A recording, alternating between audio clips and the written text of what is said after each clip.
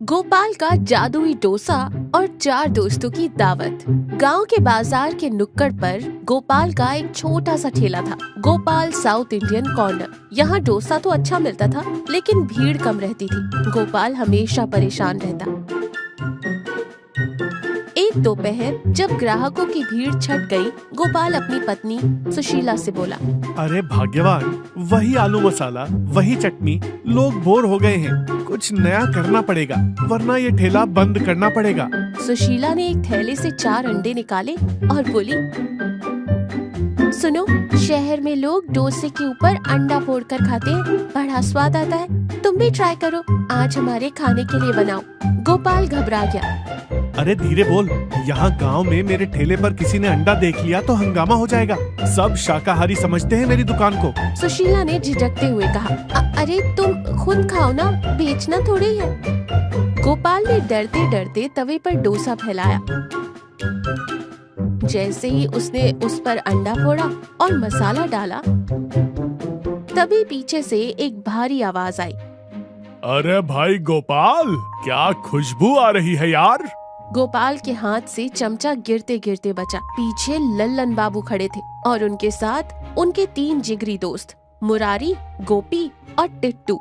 ये चारों गांव में खाने पीने के लिए मशहूर थे।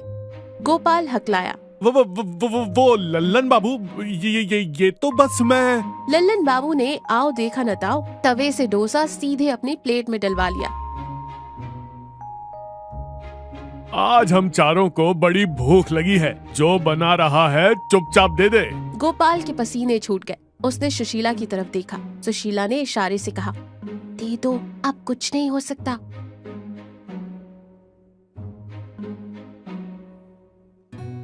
लल्लन बाबू ने पहला निवाला खाया, फिर मुरारी ने चखा। गोपाल ने आंखें बंद कर ली कि अब डांट पड़ेगी। तभी चारों एक साथ चिल्लाए, अरे वाह वाह वाह, क्या बात है, बहुत बढ़िया। गोपाल, आज आलू में क्या मिलाया है, बड़ा मलाईदार लग रहा है। गोपाल ने डरते डरते कहा, वो बाबूजी, नया स्पेशल मसाला है, बाहर से मंगाया है। टिट्टू ने उंगलियां चाटते हुए कहा, कमाल है, क्या नाम है इसका?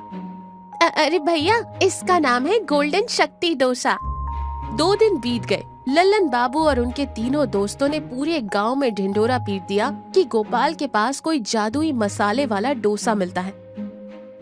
तीसरे दिन शाम को गोपाल के ठेले पर ऐसी भीड़ लगी जैसे मुफ्त में बांट रहे हो। बिसन काका, जो अपनी लाठी टेकते हुए सबसे आगे खड़े थे, बोले, अरे गोपाल, सुना है तेरा डोसे में कोई विलायती दवाई है, घुटनों का दर्द ठीक होता है क्या इससे? गोपाल तवे के पीछे छिपा हुआ अंडे फोड़ रहा था। उसने तवे के चारों तरफ ऊंचे टीन के कनस्तर लगा दिए थे ताकि कोई देख न सके कि अंदर क्या पड़ रहा है। गोपाल पसीने पोंछते हुए बोला, नहीं काका, दवाई नहीं है, बस प्रोटीन है। भीड़ में से मुरारी बोला, अरे भाई जल्दी बनाओ, आज लल्लन बाबू हम तीनों को पार्टी दे रहे हैं, सबको यही गोल्डन शक्ति डोसा खाना है। सुशीला काउंटर के नीचे बैठी चुपचाप अंडे छीलकर गोपाल को पकड़ा रही थी। गोपाल फुसफुसाया, सुशीला, आज तो पकड़े जाएंगे। इतनी भीड़ में छिपकर अंडा कैसे फोड़ूं? अगर किसी ने छिलका देख लिया तो? सुशीला ने कहा, तुम बस तवे पर छन छन की आवाज तेज करो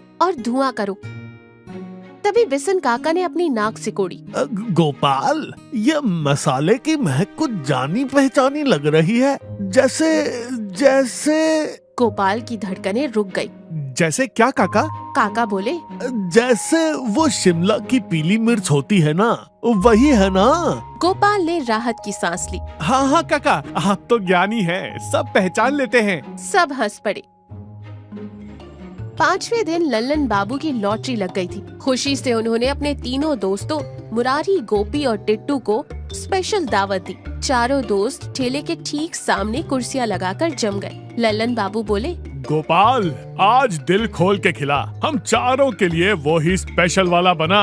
और सुन, आज मैं खुद देखूंगा कि तू बनाता कैसे है, मुझे भी सीखना है। गोपाल के हाथ पैर ठंडे पड़ गए। नहीं बाबूजी, ये खानदानी राज है, नजर लग जाएगी तो स्वाद चला जाएगा। गोपी हंसा। अरे कैसी बात करता है, हम दोस्त हैं, हटो, हम पास आकर देखेंगे। गोपाल ने सुशीला को देखा। सुशीला ने आंखों से इशारा किया, कुछ करो। गोपाल ने बहाना बनाया।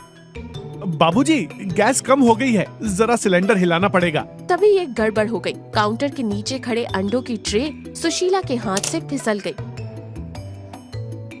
आवाज इतनी तेज थी कि सबकी बातचीत बंद हो गई। पीला और सफेद घोल बहकर ठेले के नीचे से बाहर सड़क पर आ गया। साथ में 2-4 बिना फूटे अंडे लुढ़कते हुए बिसन काका और लल्लन बाबू के जूतों के पास आकर रुके। पूरे माहौल में सन्नाटा छा गया। बिसन काका ने चश्मा ठीक किया और नीचे देखा।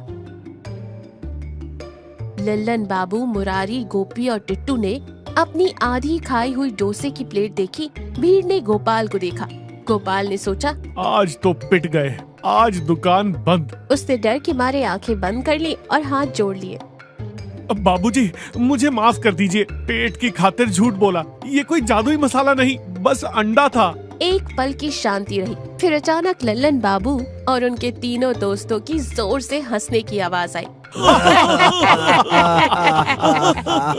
गोपाल ने एक आंख खोलकर देखा। चारों दोस्त पेट पकड़कर हंस रहे थे। लल्लन बाबू बोले, अरे बुद्धू, हमें क्या बेवकूफ समझता है? पहले दिन ही स्वाद से पता चल गया था कि ये अंडा है। गोपाल हैरान था। क्या आपको पता था? मुरारी ने भी हंसते हुए कहा, अरे पगले, हम चारों को पता था, लेकिन घर पर बीवियां बनाने नहीं देती और बाहर कोई साफ सुथरा बनाता नहीं था। तूने गोल्डन मसाला नाम रखा तो हमारे पास भी घर पर झूठ बोलने का बहाना मिल गया कि हम तो आलू वाला डोसा खा रहे हैं। बिसन काका मुस्कुराए और बोले, चलो अब जब राज खुल ही गया है तो गोपाल, इन चारों के लिए 2-2 अंडा डोसा और लगाना, और इस बार जरा करारा करना। गोपाल और सुशीला एक दूसरे को देखकर मुस्कुराए।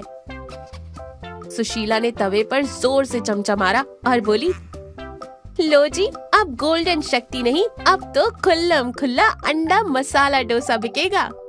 उस दिन के बाद से गोपाल के ठेले पर अंडा शब्द बड़े बड़े अक्षरों में लिखा गया। और मजे की बात ये थी कि लल्लन बाबू और उनकी टोली अब रोज शाम को बेधड़क होकर खाने आते थे।